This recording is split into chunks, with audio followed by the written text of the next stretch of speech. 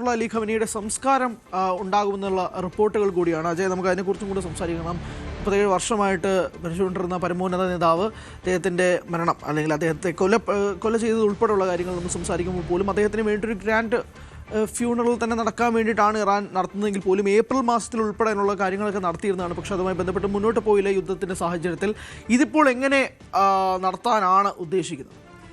ആയത്തുള്ള Ali Khamenei അത് ഈ ആക്രമണങ്ങൾ ആരംഭിച്ച ആദ്യ പശ്ചാത്തലത്തിൽ തന്നെ കൊല്ലപ്പെട്ട ഒരു വ്യക്തിയാണ്. ഫെബ്രുവരി 28-നാണ് അമേരിക്ക ഇറാനിലേക്ക് ആക്രമണങ്ങൾ നടത്തുന്നത്. അന്നേ ദിവസം തന്നെ രാത്രി ആയത്തുള്ള അലി ഖമനേയുടെ മരണം ഇസ്രായേലും അമേരിക്കയും സ്ഥിരീകരിച്ചിരുന്നു. പക്ഷേ ഒരു ദിവസം കൂടി കഴിഞ്ഞിട്ടാണ് ഇറാൻ ഈ വാർത്ത സ്ഥിരീകരിച്ചിരുന്നത്.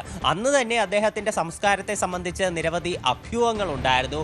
ഒരാഴ്ചയ്ക്ക് ശേഷം സംസ്കരിക്കുമെന്ന് പറഞ്ഞിട്ട് ഒരു തീയതി ഉൾപ്പെടെ നിശ്ചയിച്ചതാണ്. പക്ഷേ അന്ന് ആയത്തുള്ള അലി ഖമനേയുടെ സംസ്കാരം ഉണ്ടായില്ല. തുടർന്ന് മറ്റൊരു തീയതിയിലേക്ക് ഉൾപ്പെടെ അത് മാറ്റിവെച്ചു. പക്ഷേ ഈ സംസ്കാര ചടങ്ങ് നടക്കാതെ അത് പിന്നീട് നീണ്ടുപോവുകയായിരുന്നു. പിന്നീട് ഇറാൻ ശ്രദ്ധ കേന്ദ്രീകരിച്ചത് അടുത്ത പരമോന്നത നേതാവിനെ തെരഞ്ഞെടുക്കുന്നതുമായി ബന്ധപ്പെട്ട നടപടിക്രമങ്ങളായിരുന്നു.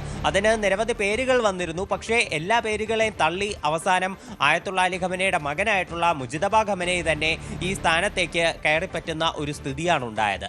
പക്ഷേ മുജിതബ ഖമനേയി ആണെങ്കിലും ഇതുവരെ പൊതുവേദികളിലൊന്നും പ്രത്യക്ഷപ്പെട്ടിട്ടില്ല. ഈ ആയത്തുള്ള അലി ഖമനേയുടെ വധത്തിനായി US നടത്തിയിട്ടുള്ള ആക്രമണത്തിൽ മുജിതബ ഖമനേയും കൊല്ലപ്പെട്ടതായിട്ടുള്ള വിവരങ്ങൾ ആദ്യഘട്ടത്തിൽ പുറത്തു വന്നു. പക്ഷേ പിന്നീട് അദ്ദേഹത്തിൻ്റെതായിട്ടുള്ള പ്രസ്താവനകൾ, മീഡിയ ബ്രീഫിങ്ങുകളെല്ലാം ചില രേഖകളായി ഉൾപ്പെടെ പുറത്തു വന്നു. അതുപോലെ അദ്ദേഹത്തെ പരമോന്നത നേതാവായി തെരഞ്ഞെടുക്കുകയും ചെയ്തു. അപ്പോൾ ഗുരുതര പരിക്കുകളേറ്റ് മുജിതബ ചികിത്സയിലാണ് എന്നുള്ള തരത്തിലുള്ള അഭ്യൂഹങ്ങളാണ് പിന്നീട് വന്നത്. പക്ഷേ ഈ ഘട്ടത്തിലൊന്നും ഇത്തരത്തിൽ മുജിതബയുമായി ബന്ധപ്പെട്ടിട്ടുള്ള അഭ്യൂഹങ്ങളും കാര്യങ്ങളും, അയാൾ ഗുരുതര പരിക്കുകളേറ്റ് ചികിത്സയിലാണ് അല്ലെങ്കിൽ അയാൾ റഷ്യയിലാണ്, ഇത്തരം കാര്യങ്ങൾ, ഇത്തരം അഭ്യൂഹങ്ങളെല്ലാം പ്രചരിക്കുന്നതിനിടയിലും ആയത്തുള്ള അലി ഖമനേയുടെ സംസ്കാരത്തെ സംബന്ധിച്ചുള്ള വിവരങ്ങളൊന്നും തന്നെ പുറത്തു വന്നിരുന്നില്ല. ഇപ്പോൾ അത് സംബന്ധിച്ച് ഇറാൻ ചില നീക്കങ്ങൾ നടത്തുന്നതായിട്ടാണ് റിപ്പോർട്ടുകൾ സൂചിപ്പിക്കുന്നത്. ആയത്തുള്ള അലി ഖമനേയ്ക്ക് പിന്തുണ അറിയിച്ചുകൊണ്ട് നിരവധി ജനങ്ങൾ അവിടെ ടെഹ്റാനിൽ ഉൾപ്പെടെ പല സ്ഥലങ്ങളിലും തടിച്ചുകൂടി. ഇപ്പോൾ ആളുകൾ പല സമ്മേളനങ്ങൾ നടത്തി അനുശോചനം രേഖപ്പെടുത്തി ആളുകൾ മുദ്രാവാക്യം മുഴക്കുന്ന ദൃശ്യങ്ങളൊക്കെ ഇറാൻ്റെ സ്റ്റേറ്റ്സ് TV വഴിയൊക്കെ പുറത്തു വന്നതാണ്. പക്ഷേ ഒരു പൊതു ചടങ്ങായിട്ട് ഇത് നടക്കുമ്പോഴുള്ള റിസ്ക് ഫാക്ടേഴ്സ്, അതായത് ഇറാനിലെ ചില മുതിർന്ന നേതാക്കൾക്കുൾപ്പെടെ ഈ ചടങ്ങിൽ പങ്കെടുക്കേണ്ടതുണ്ട്. അപ്പോൾ ഇസ്രായേലോ അമേരിക്കയോ ഈ ഒരു ചടങ്ങിലേക്ക് എന്തെങ്കിലും തരത്തിലുള്ള ആക്രമണങ്ങൾ നടത്തുകയാണെങ്കിൽ അത്തരം നേതാക്കളുടെ ജീവന് ഭീഷണിയുണ്ട്. അപ്പോൾ ഈ ഒരു സാഹചര്യങ്ങൾ ഒഴിവാക്കാൻ വേണ്ടിയിട്ടും അതുപോലെ നിലവിലെ സാഹചര്യത്തിൽ ഇറാനെ സംബന്ധിച്ച് അവർ വലിയൊരു സാമ്പത്തിക പ്രതിസന്ധി കൂടി നേരിടുന്നുണ്ട്. അതുപോലെ രാഷ്ട്രീയ തലത്തിൽ ചില ഭിന്ന അഭിപ്രായങ്ങളൊക്കെ നേതാക്കൾക്കിടയിലുണ്ട്.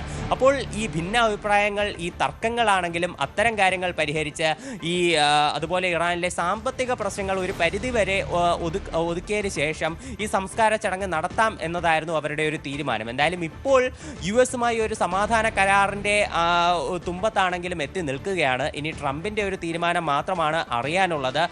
അതുപോലെ ഇറാൻ്റെ ഭാഗത്തു നിന്നുള്ള ചില ഡിസിഷൻസ് കൂടി പുറത്തു വരേണ്ടതുണ്ട്.